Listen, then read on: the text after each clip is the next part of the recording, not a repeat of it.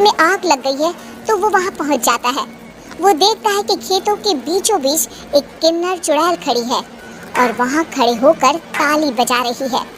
गांव वाला किन्नर चुड़ैल को देखकर बेहोश हो जाता है। जब सुबह उस आदमी को होश आता है तो वो सीधा जमीन। किन्नर चुड़ैल। गोरखपुर नाम का एक गांव हुआ करता था। उस गांव में ज्यादा लोग नहीं रहते थे। उस गांव में एक गर्भवती विधवा औरत रहती थी। उस औरत का नाम कमला था। कमला अपने घर में अकेली रहती थी। उसके पति की सारी जायदाद उसके नाम हो गई थी, पर सभी गांव वाले उस औरत को मनहूस औरत समझा करते थे और सभी उससे नफरत किया करते थे। एक बार कमला राशन की दुकान पर खाने का सामान खरीदने जाती है। भैया जी, जरा 1 किलो दाल चावल देना। अरे हाय हाय हाय हाय हाय, अरे मनहूस औरत, मेरी दुकान में अपशगुन करवाने आ गई क्या? है? चल जा यहाँ से, मैं कुछ नहीं देने वाला तुझे। भाग भाग यहाँ से, चल जा निकल। भैया जी, ऐसा मत कहिए, मैं गर्भवती हूँ, मुझे खाने की बहुत जरूरत है, मुझे खाना दे दीजिए। दुकानदार कमला को वहाँ से धक्के मारकर भगा देता है। तभी कमला रोते रोते उस गांव के किन्नरों के इलाके में आ जाती है। गांव वाले किन्नरों को उसी इलाके में रखा करते थे, क्योंकि वो लोग किन्नरों को पसंद नहीं करते थे और उनके इलाके में रहने से मना करते थे। तो किन्नरों ने उसी गांव में अपना एक इलाका बना लिया था। जब किन्नर लोग देखते हैं कि एक गर्भवती महिला रोते रोते उनके इलाके में आ गई है, तो सारे किन्नर कमला के पास जाकर उसका हाल पूछने लगते हैं। क्या हुआ बहन, तुम्हारी गर्भवती अवस्था में इतनी बुरी हालत कैसे? तुम रो क्यों रही हो? तुम डरो मत, हम तुम्हें कोई नुकसान नहीं पहुंचाएंगे। तुम शांत होकर सब बताओ कि हुआ क्या है। मैं कमला हूँ, मैं गांव के दूसरे इलाके से आई हूँ। 2 महीने पहले ही मेरे पति की मौत हुई है। मुझे गांव के लोग मनहूस मानते हैं, क्योंकि मैं विधवा हूँ और गर्भवती भी। वहाँ के लोग मुझे खाने के लिए कुछ बेचने के लिए भी तैयार नहीं, जिससे मेरा गुजारा नहीं हो रहा था। कोई बात नहीं कमला, हम तुम्हारा ख्याल रखेंगे। किन्नर लोग कमला को एक खाली घर में रहने के लिए जगह दे देते हैं और उसकी देखभाल भी करते हैं।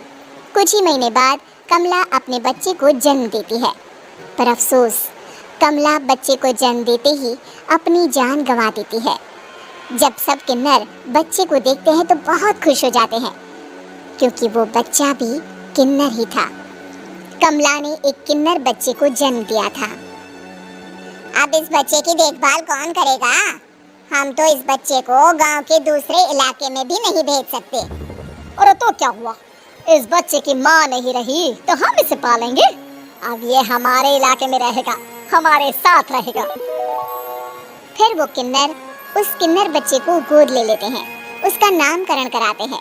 उस किन्नर बच्चे का नाम शक्ति रखा जाता है। देखते ही देखते शक्ति बड़ी होने लगती है। उसके रंग रूप बहुत सुंदर थे। वो बहुत सुंदर किन्नर दिखती है। एक दिन शक्ति एक किन्नर से पूछती है, माँ जी सुनिए ना, ये गांव के दूसरे इलाके में भी तो लोग रहते हैं, तो हम वहाँ क्यों नहीं जाते?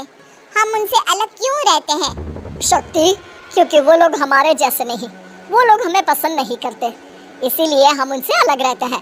क्यों? वो हमें क्यों पसंद नहीं करते?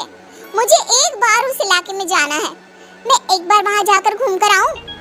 शक्ति, खबरदार, जो तू उस इलाके में कभी भी गई तो अपनी जान नहीं गंवाना चाहती तो उस इलाके में कभी कदम भी नहीं रखेगी, समझी?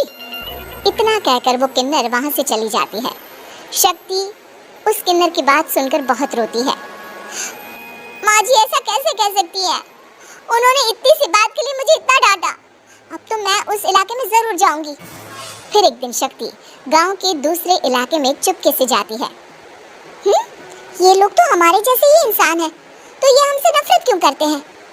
जब शक्ति उस इलाके में पहुंचती है तो गांव के सारे आदमी उसके रूप से मोहित हो जाते हैं। वो लोग ये अंदाज़ा नहीं लगा पाते कि वो किन्नर है। शक्ति की सुंदरता देखकर सारे गांव वाले उसकी तारीफ करने लगते हैं। तभी गांव का चक्कर लगाने गांव के जमींदार का बेटा हर्ष वहां पहुंचता है।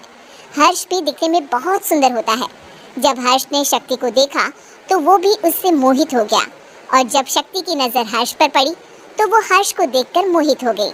आपको पहले कभी इस गांव में देखा नहीं। इस गांव में आप नए हैं क्या? जी नहीं, वो मैं बस तभी शक्ति बोलते बोलते रुक जाती है और मन में सोचने लगती है। अगर मैंने इनको बता दिया कि मैं दूसरे इलाके से आई हूँ तो वो समझ जाएंगे कि मैं किन्नर हूँ, इसलिए मुझे इनसे झूठ ही बोलना पड़ेगा। शक्ति हर्ष को कहती है, जी हाँ, मैं इस गांव में नई आई हूँ, यहाँ अकेली रहती हूँ। वैसे आप कौन है? आप भी इसी गांव में रहते हैं? जी हाँ, मैं इस गांव के जमींदार का बेटा हूँ। आपको किसी भी चीज की जरूरत पड़े तो आप मुझे बता देना, मुझे अच्छा लगेगा। ऐसे ही शक्ति और हर्ष एक दूसरे से रोज मिलने लगते। वो दोनों अपने प्यार का इजहार करने एक दूसरे से मिलने जाते हैं। तभी शक्ति का पीछा करते करते एक किन्नर वहां आ जाती है। शक्ति, मैं तुमसे बहुत प्यार करता हूँ। मैं तुमसे शादी करना चाहता हूँ। क्या तुम मुझसे शादी करोगी? हाँ हर्ष, मैं तुमसे शादी करूंगी, पर मैं तुमको अपने बारे में एक सच्चाई बताना चाहती हूँ जो मैंने तुमसे छुपा कर रखी है। तभी उनके बीच में ही वो किन्नर आ जाती है। शक्ति, तेरी हिम्मत कैसे हुई ऐसा करने की?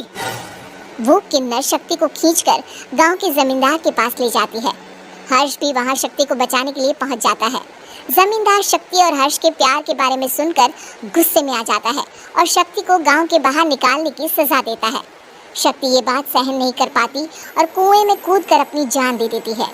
जमींदार हर्ष की शादी गांव की एक लड़की से करवा देता है, पर हर्ष इस शादी से खुश नहीं होता। शक्ति अपना बदला लेने के लिए मरने के बाद किन्नर चुड़ैल बन जाती है। अब मैं इन गांव वालों को नहीं छोड़ूंगी, अब इनसे मैं अपने प्यार का बदला लूंगी। किन्नर चुड़ैल गांव वालों को परेशान करना शुरू कर देती है। एक बार वो रात को गांव के खेतों में पहुंच जाती है और वहां आग लगा देती है। सारी फसल जल के राख हो जाती है। जब एक आदमी रात को उठकर देखता है कि खेत जमींदार के पास जाता है। अरे जमींदार साहब, अरे वो किन्नर चुड़ैल ने मेरी सारी फसल जला दी। अब मैं क्या करूंगा? क्या होगा मेरा? जमींदार चुड़ैल किन्नर का नाम सुनते ही सब कुछ समझ जाता है। अब वो बहुत डर जाता है। उसी रात को जब जमींदार डर के मारे अपने कमरे में सो नहीं पाता, तभी वहां अचानक से किन्नर चुड़ैल आ जाती है। किन्नर चुड़ैल जोर जोर से जमींदार के आगे खड़ी होकर हंसने लगती है और ताली बजाने लगती है। जमींदार उस डरावनी किन्नर चुड़ैल को देखकर बहुत डर जाता है। तूने मेरे साथ बहुत बुरा किया, अब मैं तुझे जान से मार दूंगी। नहीं नहीं नहीं नहीं, नहीं। मुझे माफ कर दो, मुझे मत मारो। मैं कभी ऐसा दोबारा नहीं करूंगा। अब तुम जो बोलोगी वही मैं करूंगा। ठीक है, मैं चाहती हूँ कि किन्नर इलाका गांव के इलाके से जुड़े और गांव का कोई भी आदमी किन्नर समाज से द्वेष न करे, उससे नफरत न करे, नहीं तो मैं सारे गांव को मार दूंगी। और तुम गांव में एक नया कानून बनाओ कि अगर किसी ने भी किन्नर समाज को हानि पहुंचाने की कोशिश भी करी या इनसे भेदभाव करने की भी कोशिश करी तो उनको कड़ी से कड़ी सजा मिलेगी। हाँ, मैं ऐसा ही करूंगा। तुम जो बोलोगी वो मैं करूंगा, पर मुझे जाने दो प्लीज। तब वो किन्नर चुड़ैल वहां से चली जाती है। गांव का जमींदार किन्नर चुड़ैल का कहा मानते हुए दोनों इलाकों को एक कर देता है और नया कानून भी लागू कर देता है।